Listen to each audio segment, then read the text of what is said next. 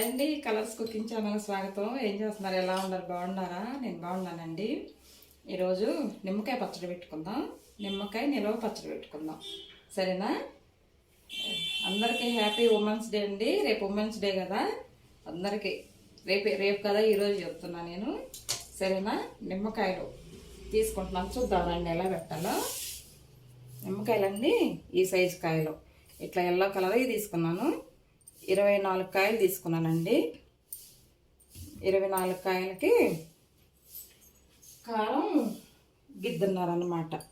ఇది గిద్ద గ్లాస్ అంటారు. ఇది గిద్దన్నర కారం, 2 గిద్దలు ఉప్పు పోసుకోవాలి.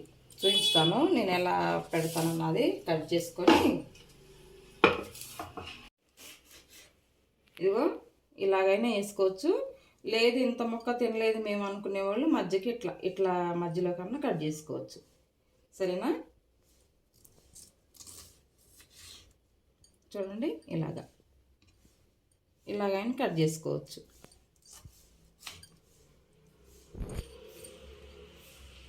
ఇలాగన్నమాట.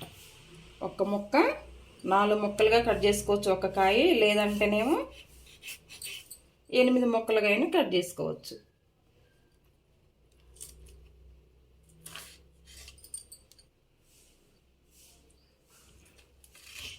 ఇలా కట్ చేసానండి ముక్కలు. ఇదిగో ఇలా కట్ చేసుకున్నాను. ఇవి గిన్నె పెట్టుకొని పొయ్యి మీద ఉడికించుకోవాలి.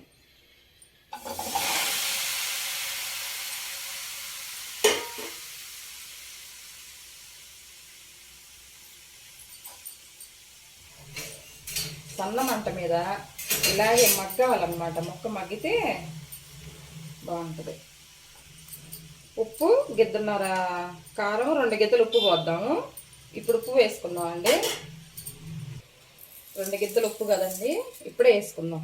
కల్లుప్పు వేసుకుంటే తొందరగా కరిగిద్ది, ముక్క కూడా మెత్తబడిద్ది అన్నమాట.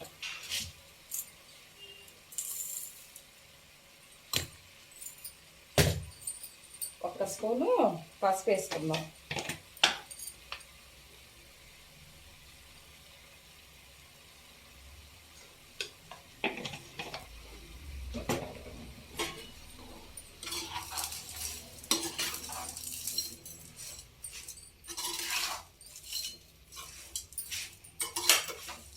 బాగా కలిపి చక్కగా నీరు వచ్చిన దాకా కూడా ఉడికించుకుందాం. దీన్ని కలిపేసేసి మూత పెడదాం. మూత పెడితే చూద్దామండి. చక్కగా ఉడుకుతున్నాయి, నీళ్ళు వచ్చినాయి కదా, ఈ నీళ్ళు కూడా పోతాయి ఉడుకుతూ ఉంటే. ఇప్పుడు ఒక 10 పచ్చిమిరపకాయలు వేసుకుందాం. పచ్చిమిరపకాయలు కూడా ఉడికితే చాలా బాగుంటాయి.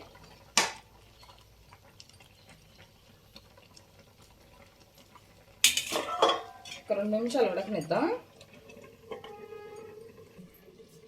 చూద్దామండి.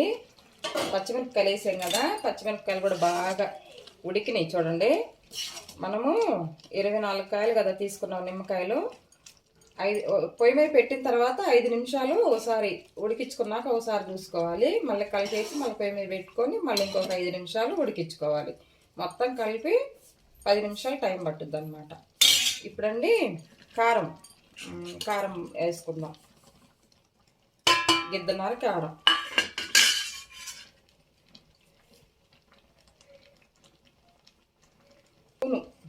ఒక్క స్పూను ఆవాల పిండి, కొంచెమే పట్టింది, ఎక్కువ పట్టదు.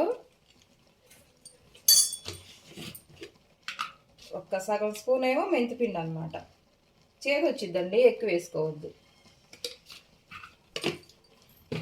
వెల్లుల్లి అయ్యేం వేసుకోవద్దు, ఇవే కలుపుకుందాం. సిమ్లో పెట్టుకొని కలుపుకోవాలి. చూడండి, ఇందాక అంత నీరు ఉంది కదా, నీరంతా ఉడికిపోయింది అన్నమాట, తగ్గిపోయింది.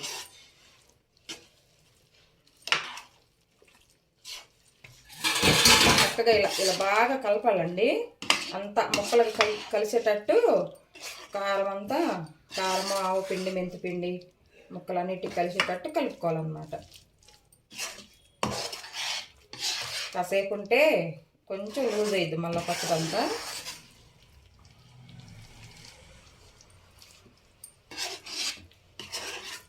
చూడండి ఎలా ఉందో.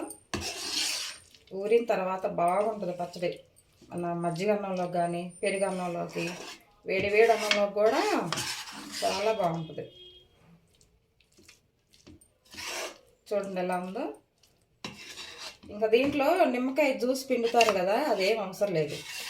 అది ఊరబెట్టుకునే కాయలకైతే వేసుకోవచ్చు, కానీ దీనికి ఇలా ఉంటే సరిపోయింది అనమాట. ఇలా కలుపుకొని ఇప్పుడే ఉప్పు కారం చూసుకొని ఒక గాజు బౌల్ కానీ ఒక జాడీ కానీ పెట్టుకుంటే చక్కగా ఒక నెల రోజుల పైనే 2 నెలల దాకా ఉంటుంది అనమాట. ఎక్కువ పచ్చడి పెట్టుకుంటే ఎక్కువ రోజులు ఉంటుంది, ఫ్రిడ్జ్లో పెట్టుకుంటే ఇంకా కలర్ కూడా చేంజ్ కాకుండా బాగుంటుంది అనమాట. చూడండి ఎలా ఉందో పచ్చడి. ఇంకా కాసేపు ఉంటే బాగా మాగిద్దండి, కొంచెం లిక్విడ్గా వస్తుంది అనమాట. చూడండి ఎలా ఉందో, కలిసిపోయింది. ఉప్పు కారం అన్నీ కలిసినాయి. నిమ్మకాయ నిలవ పచ్చడి చాలా బాగుంటుందండి. ఒకసారి ట్రై చేసి చూడండి మీరు కూడా, సరేనా? ఒక కొంచెం చల్లారిన తర్వాత ఒక గాజు బౌల్ తీసుకుందాం, సరేనా? చూడండి నిమ్మకాయ పచ్చడి ఎలా తయారు చేసాను చూసారు కదా, చాలా బాగుంటుందండి. ఇదొక వెరైటీ అనమాట.